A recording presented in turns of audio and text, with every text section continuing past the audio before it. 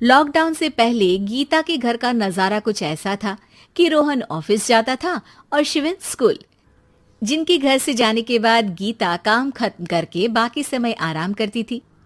लेकिन लॉकडाउन के बाद ऑफिस और स्कूल घर में ही खुल गए और इससे गीता का हाल वो तो आपको देखने में ही मजा आएगा।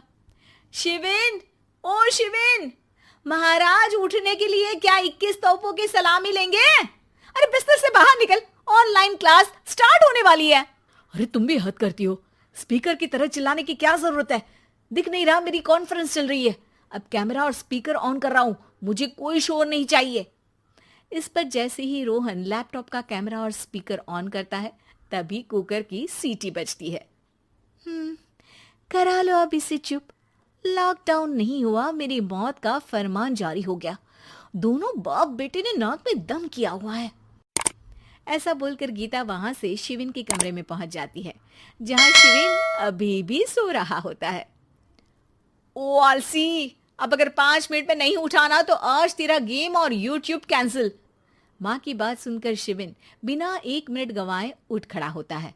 उठ गया, अभी नहाकर भी आता हूँ। ये नाटक कहीं और, मुंह पर गीला कपड़ा मार और पढ़ने बैठ। शिविन की ऑनलाइन क्लास स्टार्ट हो जाती है, जिस पर गीता उसे वहां बिठाकर रसोई में चली जाती है। थोड़ी देर में उसे कमरे से कुछ आवाज सुनाई देती है, जिसे सुनकर वो कमरे में वापस आती है। हाय राम, तुझे क्लास अटेंड करने के लिए बोला था, कैमरा ऑफ करके बिस्तर पर नाचने के लिए नहीं बोला था। मम्मी मुझे कुछ समझ नहीं आ रहा, आप बाद में पढ़ा देना ना, वैसे भी अटेंडेंस तो लगी गई है। हाँ हाँ बेटा, जरूर बन जा। तू अभी से हम सबका बाप बन जा। अरे नहीं मतलब कहाँ से लाते हो इतना दिमाग, और पढ़ाई करते हुए ये चला कहाँ जाता है? नाइस क्वेश्चन, दिमाग से पूछकर बता दूंगा। शिविन की बातों से परेशान होकर गीता उसे मारने के लिए जैसे ही आगे बढ़ती है तभी वो कमरे से बाहर भाग जाता है। अब शिविन आगे आगे और गीता हाथ में चप्पल पकड़े उसके पीछे पीछे पूरे घर में दोनों घूम रहे होते हैं। इसी बीच वो रोहन के पास पहुंच जाता है और शिविन को मारने वाली चप्पल रोहन के लैपटॉप पर जाकर गिरती है। ओए माँ! मम्मी, अब पापा को चप्पल मार रही हो? वो आज तक के रिपोर्टर, चुपचाप जाकर क्लास अटेंड कर ले, नहीं तो अगली तेरे पीछे लगेगी।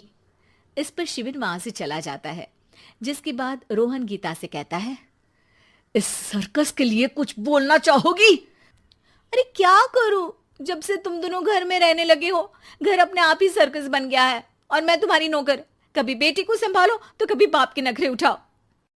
इन्हीं सब उथल पुथल में दिन बीतते रहते हैं, जिसमें हर रोज घर के अंदर कुछ नया सियप्पा खड़ा मिलता है, जो ज्यादातर शिविन और रोहन के ऑनलाइन स्कूल और ऑफिस से रिलेटेड ही होता है।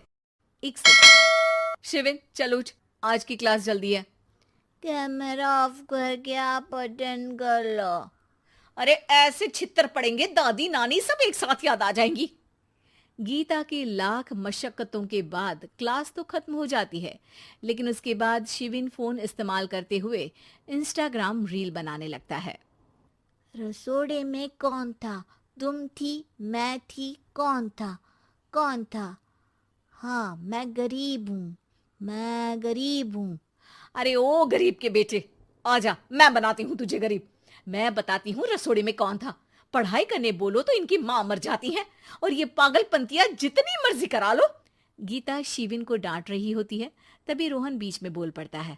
अरे बच्चा ही तो है, इतना गुस्सा क्यों कर रही हो? बेटे का साथ देने की इसी एक कोशिश में अब शिविन के साथ साथ रोहन भी गीता के गुस्से की सूली पर चढ़ जाता है। अगर बेटे पर इतना ही प्यार आ रहा है तो इसे क्लास अटेंड क्यों नहीं कराते, इसका होमवर्क क्यों नहीं कराते?